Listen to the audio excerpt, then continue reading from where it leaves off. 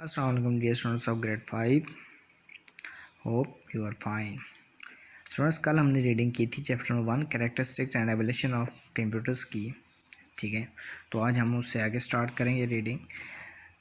कल हमने रिवाइज़ किया था, थोड़ा सा उसके बारे में रिवाइज़ कर लेते हैं जो हमने कल पढ़ा था कि characteristics and evolution of computers. कहता है कैरेक्टरिस्टिक्स क्या चीज़ है, खसूसियात एंड एवोल्यूशंस इर्तिका कंप्यूटर की तश्कील कैसे हुई। तो कल मैंने आपको बताया था कि कंप्यूटर्स जो हम आजकल यूज़ कर रहे हैं ये वो कंप्यूटर्स हैं जो आज से 500 साल या 1000 साल पहले इस्तेमाल हुए थे या बनाए गए थे।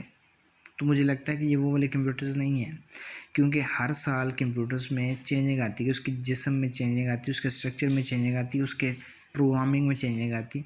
ठीक है, जो फर्स्ट कंप्यूटर आपके पास थे वो कुछ और टाइप के थे और अभी आपके पास जो कंप्यूटर्स हैं वो कुछ और मीन्स आपको आसानी के साथ आप एक जगह से लेकर दूसरी जगह ले जा सकते हैं। जबकि पुराने कंप्यूटर जो एक एक रूम जितने बड़े होते थे, ठीक है, डिफरेंस इंजन हो गया। ठीक है, तो ये आपके पास जो बड़े कंप्यूटर थे वो एक ही कमरे में बना दिए जाते थे, वो उनसे वो सम लेते थे, जो भी उस काम करते थे वो काम करते थे, वो एक रूम के ही अंदर होता था। अब आपके पास देख रहे हैं आपके पास लैपटॉप आ चुके हैं, लैपटॉप को छोड़ें आपके पास आपका जो मोबाइल है वो भी एक कंप्यूटर है। तो आप खुद सोचें कि वो कंप्यूटर जो एक कमरे में था अब वही कंप्यूटर हमारे हाथ में भी है। ठीक है, तो उसके बारे में हम पढ़ते हैं। Early calculating devices, some of the early calculating devices are as follows. कहते हैं कुछ जो आपके पास अर्ली कंप्यूटर डिवाइसेस थी जो यूज़ होती थी वो उनके बारे में हम पढ़ते हैं। वो नीचे दी गई हैं। अबैकस, सबसे पहले हमारे पास आती है अबैकस। अबैकस क्या चीज़ है? कहते हैं abacus was probably the first calculating device. It had a wooden frame with beads sliding on wires.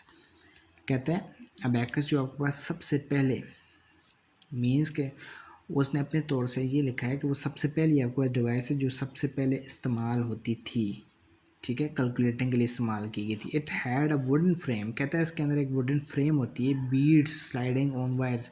और कहता है जो बीड्स हैं जो आपके पास गोटियाँ हैं मीन्स वो गोटियाँ क्या की है एक वायर के ऊपर लगा दी हैं। मीन्स या आप नेक्स्ट पेज पे इसकी डायग्राम देख सकते हैं कैसे उन्होंने इसको अरेंज किया हुआ है। ये देखें, ये आपके पास एक लकड़ी की फ्रेम है।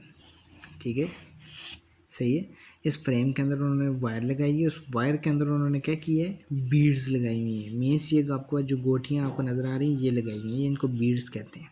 ठीक है स्टूडेंट्स, उसके बाद कहते हैं it was used to perform simple calculation like addition subtraction multiplication and division. कहते हैं ये आपके पास सिंपल जो सम होता है, ऑपरेशंस होते हैं, सिंपल कैलकुलेशन वो उसको करने के लिए इस्तेमाल किया जाता है, जिनमें सब्ट्रैक्शन होती है, मल्टीप्लिकेशन होती है और डिवीजन होती है और एडिशन होती है। ठीक है, यहाँ तक समझ आई स्टूडेंट्स। उसके बाद कहते हैं it still in use in many countries specially in countries of Asia and Africa. कहता है ये अभी तक इस्तेमाल हो रही है, स्पेशली कहाँ पे, एशिया जिस बराज़म में हम रहते हैं इसमें, और अफ्रीका में। ठीक है, कहते हैं ये इन दो बराज़म में अभी तक यूज़ हो रही है, इससे काम लिया जा रहा है। The abacus is use to teach school children about place values in the number system and also for teaching arithmetic operations to blind students. कहता है ये जो आपके पास अबैकस है ये ब्लाइंड अंधे बच्चों को समझाने के लिए, मैथमेटिक्स समझाने के लिए इस्तेमाल की जाती है, अरिथमेटिक ऑपरेशन समझाने के लिए इस्तेमाल की जाती है, क्योंकि वो टच करने के बाद वो बता सकते हैं ये कितनी बीड्स हैं, ये कितनी बीड्स हैं, कितनी प्लस हो रही हैं, कितनी माइनस हो रही हैं, जो भी है वो इसके अंदर कैलकुलेशन करके बताई जाती है उनको। ठीक है, Learning calculation using the abacus is believed to improve concentration and memorization skills। कहते हैं ये जो आपके पास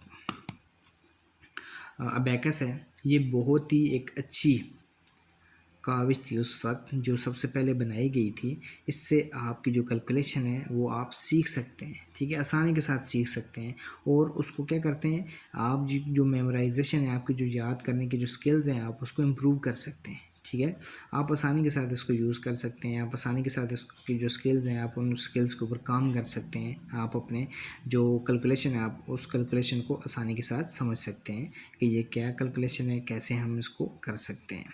ओके स्टूडेंट्स, यहाँ तक आपकी रीडिंग है। ठीक है, आज की इस रीडिंग को रिवाइज़ करें और आपको समझ ना आए तो आप मुझसे मैसेज करके पूछ लें। ओके स्टूडेंट्स, अल्लाह हाफिज़।